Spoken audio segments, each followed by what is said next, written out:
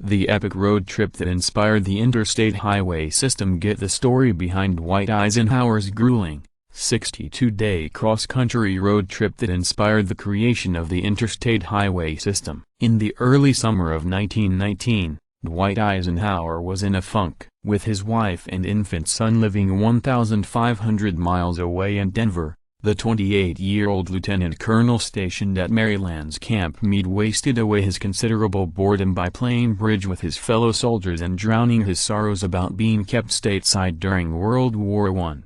Needing a way to break out of his doldrums, the future president found excitement in an endeavor still undertaken by millions today: the Great American Road Trip. On the left is Eisenhower, on the right is Obret. Credit: Eisenhower Collection. Upon hearing that 2 volunteer tank officers from Camp Meade were needed to participate in a coast-to-coast military convoy to San Francisco, Eisenhower immediately volunteered his services. It may not have offered a young soldier the thrill of combat, but in 1919 a cross-country road trip was indeed, as Eisenhower described it, a genuine adventure. To those who have known only concrete and macadam highways of gentle grades and engineered curves, such a trip might seem humdrum. Eisenhower wrote in At Ease, "Stories I tell to friends. In those days, we were not sure it could be accomplished at all. Nothing of the sort had ever been attempted. At the dawn of the motor age, drivers were more apartment to encounter roads to nowhere rather than the open road. Few highways were paved.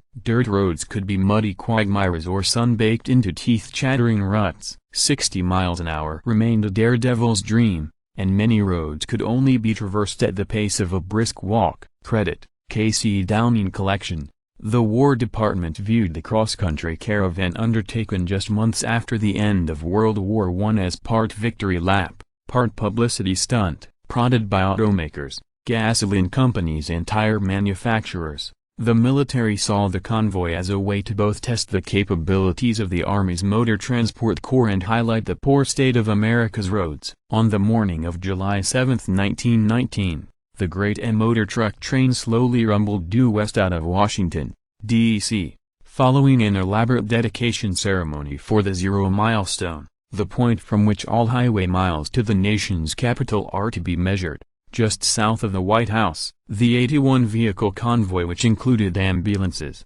tanker trucks, field kitchens, passenger cars carrying reporters and automotive company representatives, searchlight trucks and even a 5-ton trailer hauling a pontoon boat christened Mayflower 2 traveled all of 4 hours before problems began. A kitchen trailer broke its coupling, a fan belt broke on an observation car, and another truck suffered a broken magneto before the convoy made camp for the night in Frederick, Maryland, where Eisenhower joined the more than 250 enlisted men and 24 officers. The troops had covered only 46 miles in 7 hours, a snail's pace of barely over 6 miles per hour, helping along a B. Credit: Eisenhower Collection. Over the following days, unexpected detours arose when the roofs of covered bridges proved too low for the military's shop trucks. The convoy halted repeatedly for stripped gears, boiled-over radiators and vehicles stuck up to their hubs in mud. The custom-designed Militer tractor truck, which cost the military $40,000,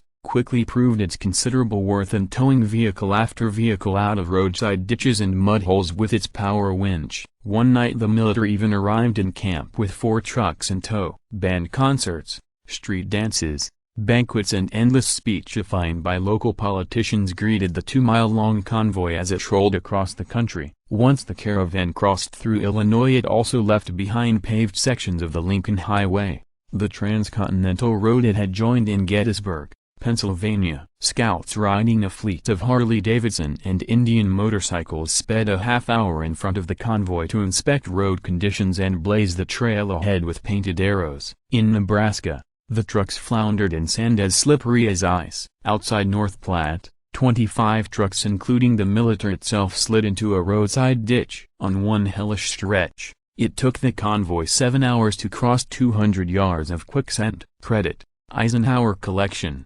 2 days were lost in Nebraska, but conditions grew even worse on Utah's stretch of the Lincoln Highway, which Eisenhower reported was a succession of dust, ruts, pits and holes. Troops were forced to remove sand drifts from the road, and vehicles became stuck repeatedly in the desert where no rain had fallen for 18 weeks. When dozens of trucks mired themselves in the salt flats, the soldiers used their collective muscle to tow them out by hand. Like sun-beaten pioneers, the troops suffered from a lack of water, which was rationed to 1 cup for dinner and another for overnight. The commander even posted guards around the water tanker to prevent any pilfering until a shipment of water from the Utah Highway Commission arrived being pulled by horses. Once in California, the convoy returned to pavement and hit top speeds of 10 miles per hour. After being transported by ferry to the city stocks, the vehicles paraded through the flag-festooned streets of San Francisco to the terminus of the Lincoln Highway 6 days behind schedule.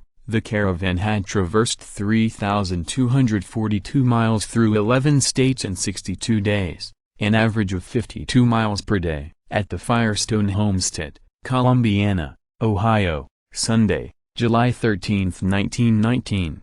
Arrest halt, Major Brett Harvey Firestone, Jr., Colonel Eisenhower. Credit, Eisenhower Collection. The vehicles had performed well, given the conditions, but road conditions had proven wholly inadequate. Think that every officer on the convoy had recommended in his report that efforts should be made to get our people interested in producing better roads, wrote Eisenhower, who lamented the lack of investment in maintaining existing roads. It seems evident that a very small amount of money spent at the proper time would have kept the road in good condition. As Supreme Commander of the Allied forces in World War II, Eisenhower saw firsthand how Nazi Germany's high-speed Autobahn network allowed its troops to mobilize quickly to fight on 2 fronts. After seeing the Autobahns of modern Germany and knowing the asset those highways were to the Germans, I decided, as president, to put an emphasis on this kind of road building, Eisenhower wrote. The 1919 trip, however, also remained in the forefront of his mind. The old convoy had started me thinking about good, 2-lane highways, but Germany had made me see the wisdom of broader ribbons across the land. With America's roads remaining in poor condition decades after his arduous cross-country trip, Eisenhower championed the creation of the American Interstate Highway System, which was officially named in his honor in 1990.